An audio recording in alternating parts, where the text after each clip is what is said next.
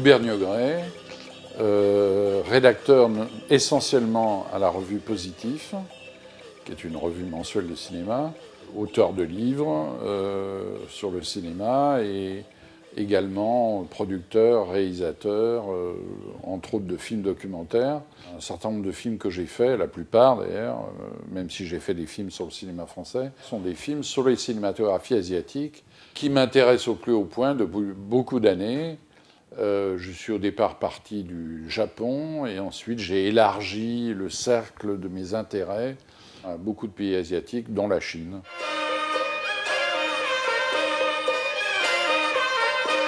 C'était à l'occasion de son premier film, Le Sorgho Rouge, qui, je crois, a été montré au Festival de Berlin, où je crois qu'il a eu un prix. Et ensuite, le film est sorti en France.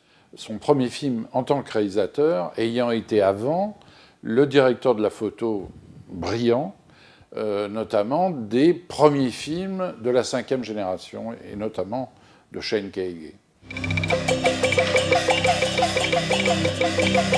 Souvent en Chine, on identifie les cinéastes à travers les générations qui sont liées à des périodes historiques. Les gens de la 5e génération, ce sont les cinéastes qui ont commencé à faire des films après la révolution culturelle. Presque tous, parce que toute cette génération de gens qui ont commencé à faire des films ensemble, Shane Kaige, Zhang Yimou, Tian Zhangjiang, Liang Jiangxin et tout, ont quand même des histoires un petit peu différentes, même au niveau de leur début de réalisateur. Des gens comme Liang Jiangxin avaient été techniciens avant d'entrer à l'Académie du cinéma, alors que Shane Kaige, Zhang Yimou, ce n'était pas le cas. Ce sont des gens qui ont été adolescents ou tout jeune homme pendant la révolution culturelle et qui se sont retrouvés souvent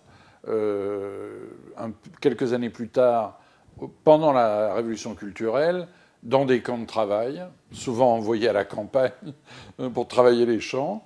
Et quand la révolution culturelle s'est terminée, c'est-à-dire en gros à la mort de Mao Zedong en 1976, ils étaient en âge de faire des études.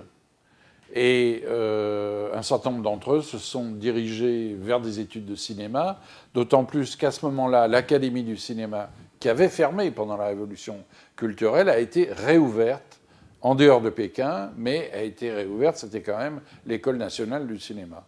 Donc, ils se sont tous retrouvés là, dans cette école, un peu loin de Pékin, enfin de Beijing, pas tellement, mais un peu quand même, dans un espèce de lieu privilégié où ils se sont concentrés sur leur désir de faire du cinéma.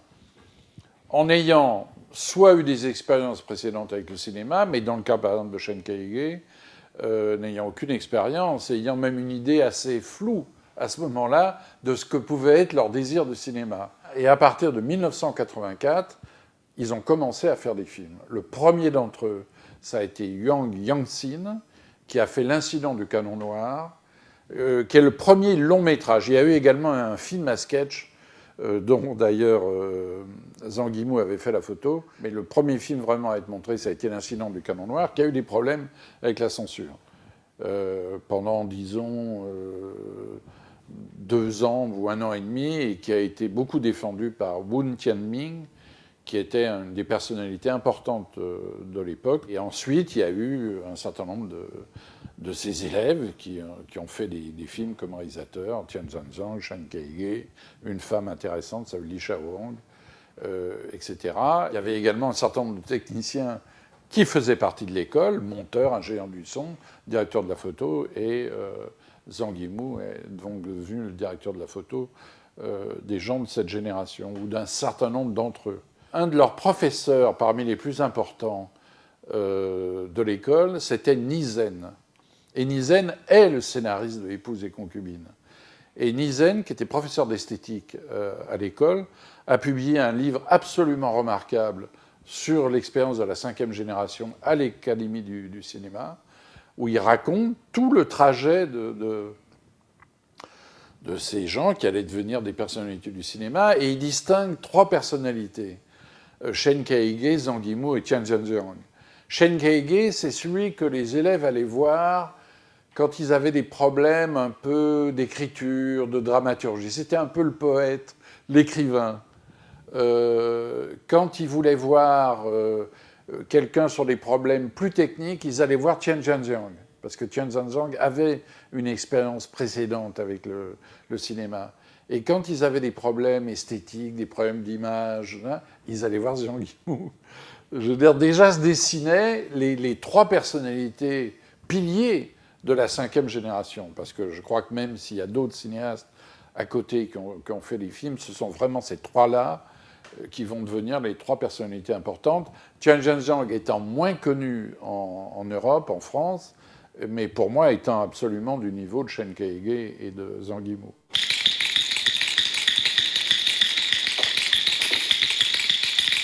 Je reviens sur une personnalité très importante de l'époque, qui était Wun Tianming, et qui a fait appel dans son studio, qui dirigeait un studio à l'époque, et qui a fait appel à ces personnalités pour qu'ils viennent travailler dans son studio. Parce que à la fin de l'école, les candidats cinéastes ou techniciens, ils étaient, disons, distribués dans les différents studios chinois, qui pouvaient être aussi bien le studio de l'armée que le studio qui faisait les films scientifiques, que le studio de Beijing, ou le studio de Shanghai, ou de Chongqing, voilà. C'était pas eux qui vraiment pouvaient choisir. Et à partir du moment où Shen Kaige a été dans le studio de Wun Tianming, il a, avec Wun Tianming, fait appel à Zhang Yimou pour devenir l'opérateur de son premier film. Voilà comment Zhang Yimou a commencé comme directeur de la photo. Je pense que Wun Tianming avait déjà conscience que Zhang Yimou avait d'autres ambitions simplement que d'être directeur de la photo. Et il l'a poussé à passer à la réalisation dans un délai assez rapide, 4-5 ans. Il a également été acteur dans un film où il est absolument remarquable, Le Vieux Puits. Terre jaune a été le film Shen Kaige, qui, sur le plan international, a attiré l'attention sur la 5e génération. Le film avait été montré au Festival de Hong Kong, et ça a été vraiment un buzz énorme, considérable, et tous les gens qui ont été liés à ce film, évidemment, en ont profité.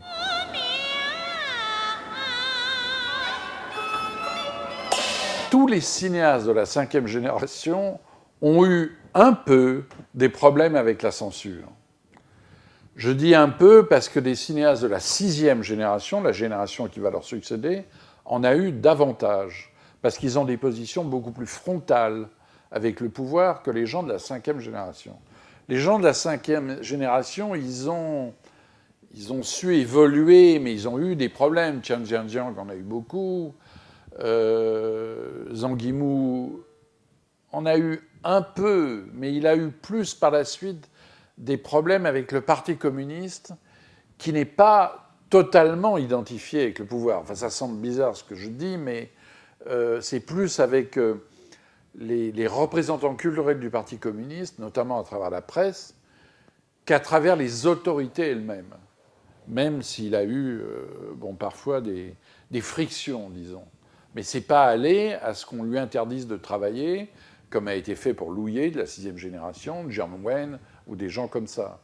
Donc, les gens de la 5e ont su un peu mieux louvoyer avec le pouvoir. La manière de naviguer par rapport au pouvoir est toujours un art en Chine. C'est tout un art du dialogue avec une autorité qui n'est jamais très identifiée avec des personnalités, mais où on est face à des fonctionnaires qui ouvrent des parapluies par rapport aux supérieurs hiérarchiques. Très vite aussi, il faut dire qu'ils ont fait, en raison de leur reconnaissance internationale, des coproductions. Et la coproduction permet souvent de s'abriter. Par exemple, Épouse et concubine est une coproduction entre Hong Kong et la Chine.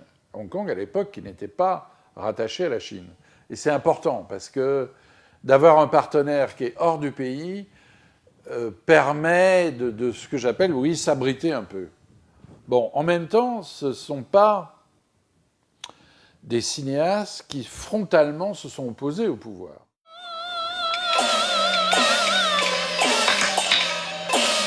La cinquième génération est une génération qui va faire deux choses, pour moi, qui la caractérisent et qui sont fondamentales. Ils vont réintroduire dans le cinéma chinois une expression personnelle. Le cinéma chinois n'a pas connu ça dans toute son histoire, enfin disons depuis son histoire qui date de l'avènement de la République populaire de Chine. Le cinéma est un cinéma d'État qui est sous contrôle et les cinéastes sont là pour appliquer les mots d'ordre de la propagande officielle, etc. Ça n'empêche pas que des cinéastes plus habiles que d'autres, je pense à Xi Jin, à Fei-Mu aussi, qui fait des films depuis plus longtemps, mais qui continuera à faire quelques films, et d'autres gens font des films talentueux. Ça, c'est indéniable. Et j'ai personnellement une grande admiration pour Xi Jin. Mais ils font quand même des films dans un encadrement. Les gens de la cinquième génération vont un peu envoyer valdinguer tout ça et réaffirmer, même sur un plan créatif, profond, visuel, sonore, musical et tout ça, que le cinéma est une affaire d'expression personnelle de l'artiste qui fait le film. Et ça, c'est une notion complètement nouvelle. Alors, quand cette démarche de création ne s'affronte pas de manière frontale au mot d'ordre des autorités, à la propagande et tout ça, les choses se passent à peu près bien. Quand évidemment elles s'affrontent plus violemment, ça devient plus difficile. La deuxième chose qui caractérise la cinquième génération, et c'est là où d'ailleurs je vais être obligé de parler de la sixième, c'est que la cinquième, elle revisite l'histoire. Elle essaye de relire l'histoire d'une manière plus juste. La sixième ne va pas faire ça du tout. Elle ne s'intéresse qu'à une seule chose, c'est la vie sociale. Et c'est là où la sixième génération va s'affronter extrêmement fort avec le pouvoir, c'est-à-dire la vie sociale, la vie sexuelle, la drogue, les grèves dans les usines, les attentats dans les usines. Voilà, c'est ça dont parlent les films de la sixième génération. Et ça, le pouvoir ne supporte pas. Donc, les films ne sortent pas en Chine. C'est pas qu'ils sont interdits, parce que les gens de la sixième, ils savent faire des coproductions, ne pas mettre le négatif en Chine, etc., etc. Ils trichent avec le pouvoir. Mais leurs films ne sortent pas en Chine. Voilà. Et ça, c'est évidemment quelque chose qui est un peu terrible pour un cinéaste, de ne pas sortir dans son propre pays, qui est en plus un marché considérable. Mais les gens de la cinquième, ils n'ont pas ce problème-là, même si, par exemple, des films comme Adieu ma concubine de Chen Kaige a eu une distribution restreinte en Chine, parce que la révolution culturelle était décrite dans le film d'une manière qui n'était pas encore acceptée à l'époque. Aujourd'hui, il n'y aurait pas de problème. Mais à l'époque, c'était un peu difficile pour le pouvoir de montrer la révolution culturelle comme cela. De même pour Tian Shan-jiang quand il a fait Le Cerf-Volant bleu.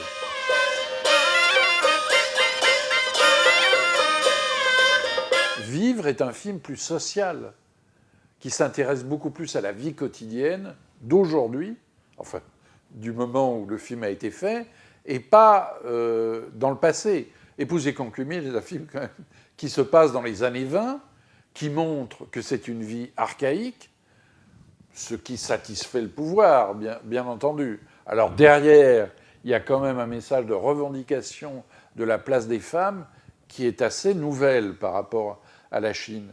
Mais ce n'est pas quelque chose que le pouvoir peut refuser.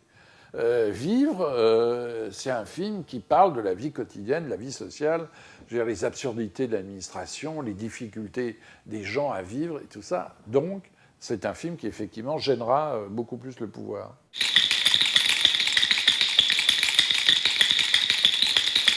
Je pense que Zhang Yimou a eu assez rapidement conscience qu'il représentait une valeur chinoise sur le marché étranger, puisque ces films étaient reconnus, sortaient, faisaient des carrières honorables. et qu'il a eu envie de faire d'autres types de films aussi, des films, disons, plus des fresques épiques, par exemple,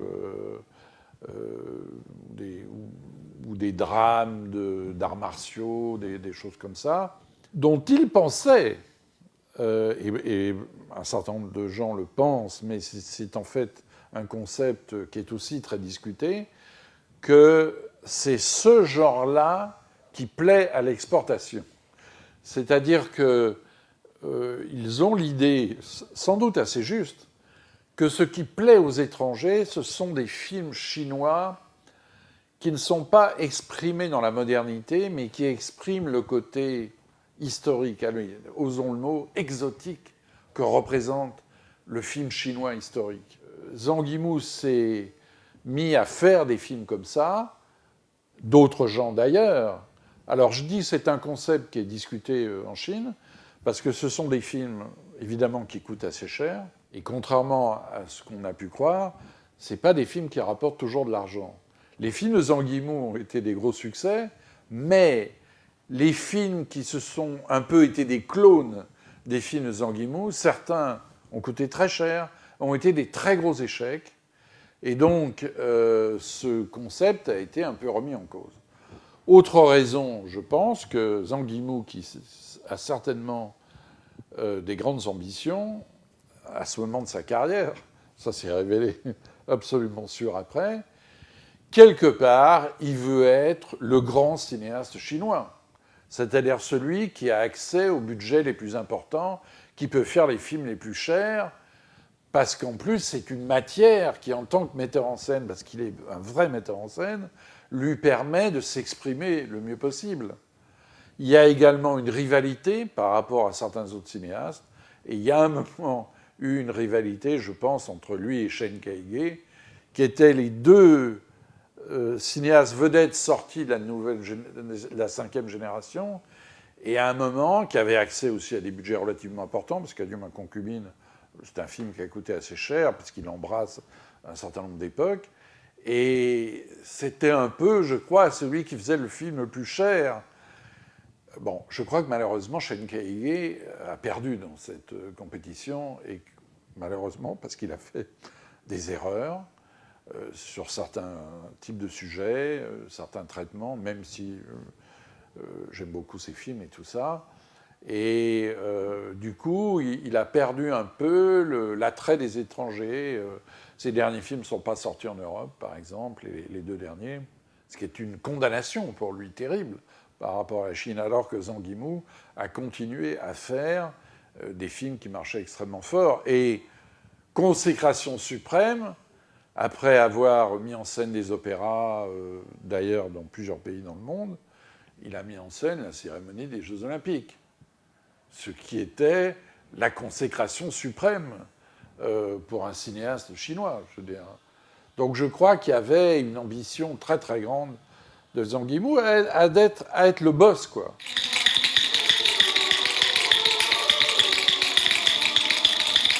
Il entend bien rester au top. Je crois qu'il ne veut pas se faire décrocher.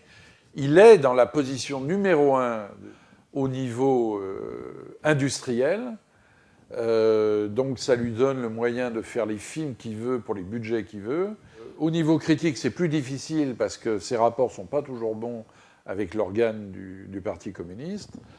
Mais ce n'est que, encore une fois, l'organe du Parti communiste. C'est pas tout à fait les autorités, c'est pas le public non plus. Et il entend bien rester au top, rester le numéro 1, bien sûr. Je veux dire, d'être respecté à ce point, oui, c'est le rêve de tout cinéaste très ambitieux. Je pense qu'il a toujours été très ambitieux.